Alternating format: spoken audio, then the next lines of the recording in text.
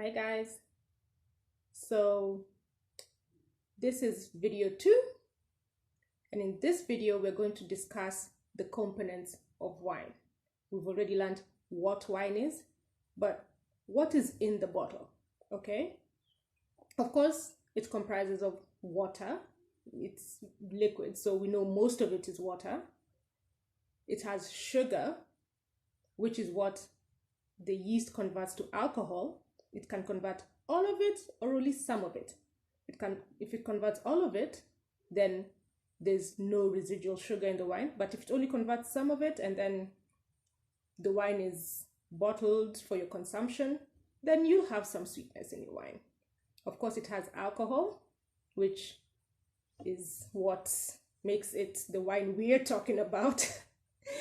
And then it has acid, it has body, it has tannins, and it also has fruit flavor because it comes from the grape. So it has those characteristics. Now keep watching so that you might learn why this wine here might not have tannins and this one here might, okay? And also why this wine here might have more body than this wine here, okay? So if you keep watching, you learn the components of wine, what wines comprise what, and why. Okay, guys? So, of course, wine has sugar because it comes from a fruit, right? The grape, and grapes have sugar. But where in the grape is the sugar located? It's not in the stalk, okay? It's not in the skin, it's not in the seed. It's in the pulp of the grape. So that's where you get your water and that's where you get your sugar. Do I need to explain sugar? I don't think so. Do I need to explain water? I don't think so. So I'll explain and expound more on body, tannins, acid. But yeah, just the sugar and the water come from the pulp of the grape. They're just sugars and water, okay? So let's talk about body. Now, body is the weight of the wine on your tongue, or rather how it feels in your mouth. Is it light or is it heavy? It's also known as mouthfeel. So when you talk about beer and juice, you'll hear them talk about, oh, it's got a full mouthfeel. In wine, we call that body. And how best to describe this? With something simple like milk. So in front of me, I have 3 glasses. This one, and this one. Let me just tilt the camera so that you may see. And aside from the 3 glasses, I have skim milk, regular milk, and condensed milk. Now, all these 3 are milk, but let's see.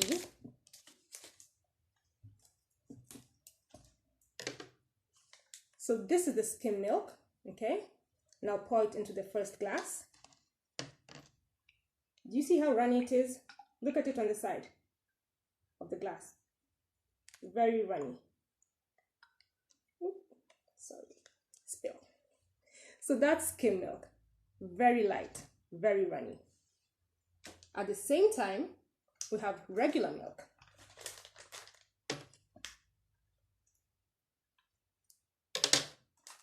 Now look how this one pours into the glass.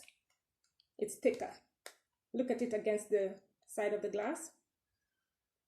You can tell it's thicker, right? And then we have condensed milk, right? Here's my can of condensed milk. Now look at how it pours, okay? Look at how thick that is. So slowly. Look at it on the side of the glass. Let's see if I can get it. I stopped pouring and it's still running down the side of the glass because that's how thick it is. Okay, so that's body. Now you can see it in the glass, but you can taste it. Sorry, you can feel it in your mouth as well. Let's come back here. So that's our light skim milk. See that? And if I took a sip of this,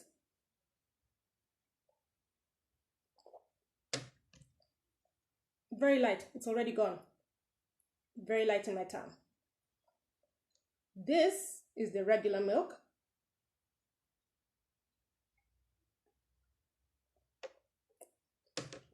If I swish it in my tongue in my mouth, it feels thicker, it feels heavier, it feels like my tongue is doing more work with the swishing. And then I'll take a sip of condensed milk.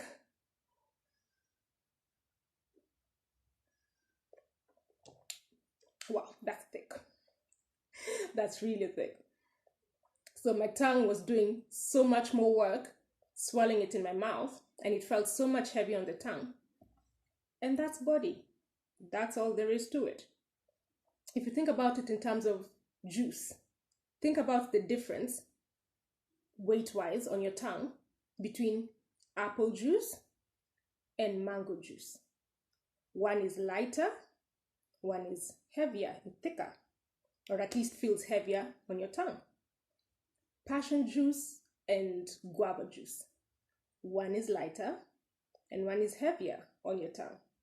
And that's what body is, guys. Not too complicated. That's it. So let's discuss tannins. Now, tannins are the things that give you the drying feeling in your mouth. I'm sure if you've tasted wine, especially red wine, you've encountered a drying kind of feeling in your mouth, and it also shows up as some sort of kind of bitterness. Okay? Now, the best way I can equate, the closest thing, not the closest, but one of the things you can glean tannin from is tea, black tea, majani chai. And you'll notice if you make a weak cup of black tea and you make a strong cup of black tea, the stronger cup of black tea gives you a drying feeling, and you can also taste some sort of bitterness. That's because tea has tannins. Now in wine, we get tannin from the skin of the grape. Okay? That's where we get most of the tannins from the skin of the grape. So we already learned in the last video that the skin gives us color, and now we're learning that it gives us most of the tannin as well, that drying feeling. Now, aside from the skin of the grape itself, you also get a slight amount of tannin from the stalk, okay? The stalk of the grape. You get tannin from the seed, because remember, wine grapes have seeds. And you also get a slight amount of tannin, probably negligible, from how, if the wine was matured in a oak barrel, because then there's some level of tannin that. If it was matured in a steel barrel or a steel tank, then of course no tannin comes from the steel. But in oak, you get a slight amount of tannin. But remember, the skin of the grape is where you get the most amount of tannin. And because we said the skin of the grape gives you most amount of tannin, we can surmise from the last video that white wines probably not have that much tannin. Okay? White wines will not have tannin. So when we talk about white wines, we will not talk about tannin. We talk about tannin when we talk about red wines, because those are what were fermented in contact with their skins. Now, aside from tea, which is something that's available to most people, one of the fruits that I like to tell my friends and anyone I come into contact with that can really show you what tannin is these right here. Zambarao fruits, right? So I think maybe, I don't know if it's English, but it's definitely the Indian name for them is jamun or jamuna. We call them zambarao here. You can get these fruits at the market in Ngara. That's in Nairobi. If you're other places, I know you know where to go to find your zambarao. So get zambarao and then just take a bite, and you will instantly feel that drying bitter sensation, but the drying you will definitely feel. So let's. You don't even have to chew it. Once you bite into it, it feels like someone just took baby powder and threw it on your tongue. Instantly dry.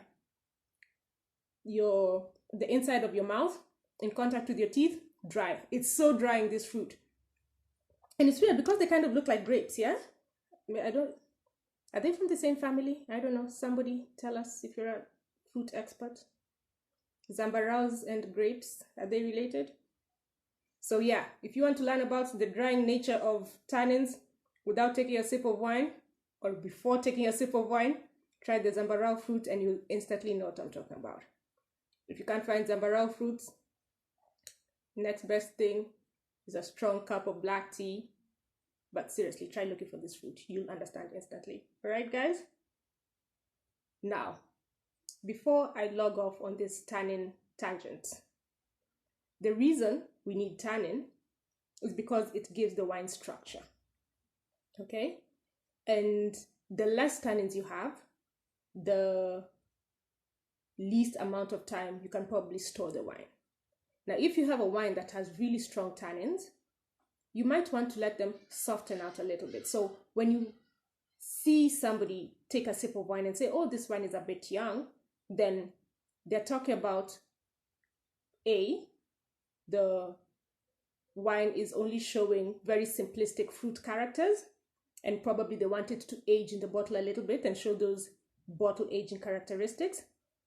And then also in the mix could be the fact that the tannins are still too rough and astringent. Okay, so you need time to let them mellow out and soften out a little bit so that the wine gets to a point where drinking it is not beating your mouth up, and it's more relaxed, and the tannins are not too grippy, and they're more enjoyable. Okay, so someone might say, oh, give the wine 2, 3, 5 more years for the tannins to relax. And as time goes by, the tannins in the wine actually go from being very harsh to mellowing out and being softer. So you need tannin if you want to age wine. If you don't have tannin, chances are you might not be able to age your wine that long. But again, there's always the exception to the rule, but that's the general rule. Okay, guys? So I hope I've explained tannin well. If not, you'll just ask me in the comments.